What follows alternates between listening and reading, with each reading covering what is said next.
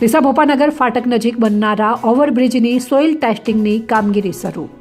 Deesa Patan highway પરના ભોપાનગર ફાટકની વર્ષો જૂની ટ્રાફિક સમસ્યાનો અંત હવે નજીક છે।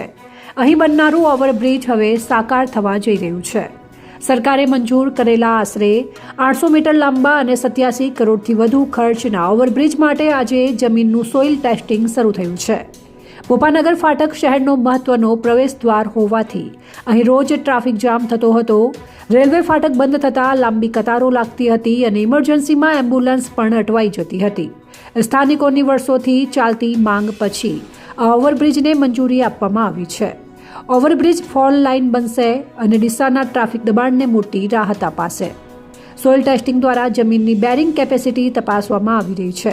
સ્થાનિક સૂત્રો અનુસાર ટેસ્ટિંગ પૂર્ણ થતાં જ બાંધકામનું મુખ્ય કામ શરૂ થશે।